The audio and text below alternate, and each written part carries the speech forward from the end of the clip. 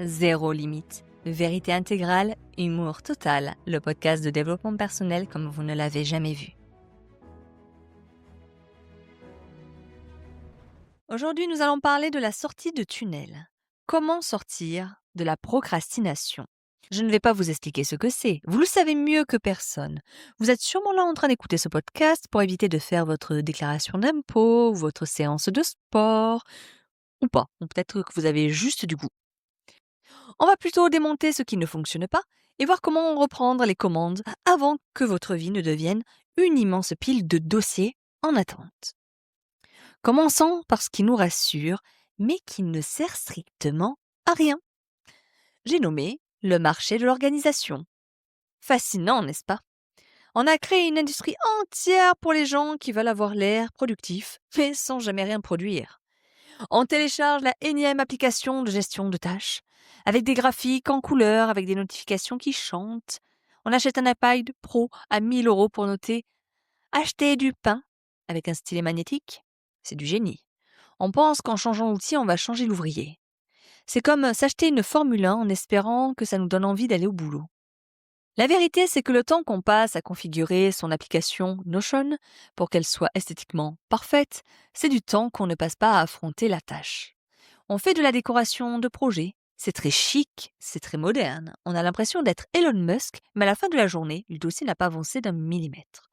On est dans l'esthétisme du vide. On préfère l'emballage à l'action. Et vous avez remarqué les rituels qu'on s'invente avant de commencer un truc important? Ouh. Ah.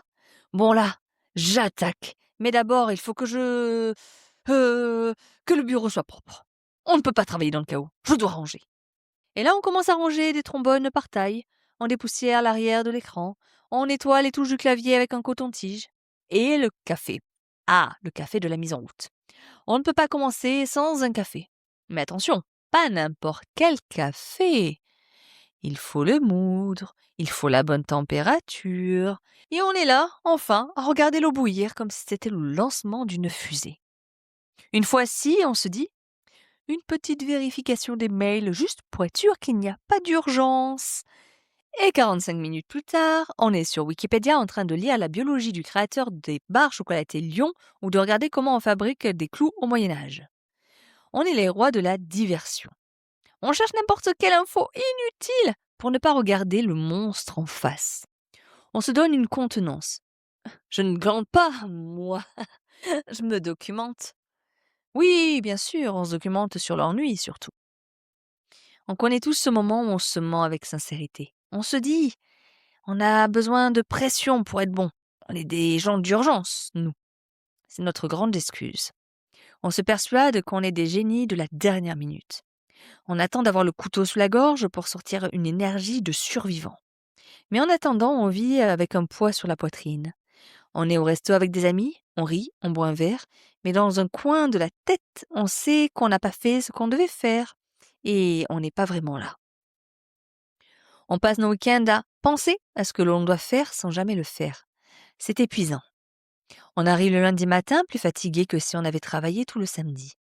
On se dit, on va s'y mettre sérieusement cette semaine. On le dit, c'est vrai, on le dit à tout le monde. On se donne une image de personnes débordées, très occupées, très sollicitées. Ça nous donne de l'importance. En fait, on est juste débordé par notre propre inertie. On est les spectateurs de notre vie qui s'accumulent dans le couloir. Bon, et si on arrêtait de négocier avec le terroriste qui vit dans notre cerveau? Sortir de la procrastination, ce n'est pas une question de gestion du temps. C'est une question de gestion des émotions. Vous ne remettez pas à plus tard parce que vous êtes paresseux. Vous remettez à plus tard parce que vous avez peur. Peur d'échouer, peur d'être jugé ou juste peur de vous ennuyer. Alors mon conseil zéro limite. Arrêtez de vouloir bien faire. Le perfectionnisme, c'est juste de la procrastination avec un costume de soirée. C'est une excuse de luxe pour ne pas s'exposer. Soyez royal, soyez souverain. Donnez-vous l'ordre de commencer, pas de finir. La règle est simple. Engagez-vous sur les 5 premières minutes. Juste 5 minutes. Votre cerveau déteste l'inachevé. Une fois que vous avez ouvert le fichier, le plus dur est fait. L'intégrité, c'est de respecter les promesses que vous faites à vous-même. Chaque fois que vous remettez à demain, vous vous envoyez le message que votre parole n'a aucune valeur. Reprenez donc votre pouvoir. Ne cherchez pas la motivation, cherchez la discipline. Ne soyez pas parfait, soyez perfectible. La motivation, c'est pour les amateurs. Les maîtres, eux, s'assoient et font leur job. Même quand ils n'en ont pas envie. Alors, fermez cet onglet, posez ce téléphone et faites ce truc. Maintenant, pas lundi, maintenant. Je vous retrouve très vite et vous avez intérêt à avancer entre-temps. À bientôt. Pense à liker et à t'abonner pour être notifié des prochains épisodes de Zéro Limite, vérité intégrale, humour total.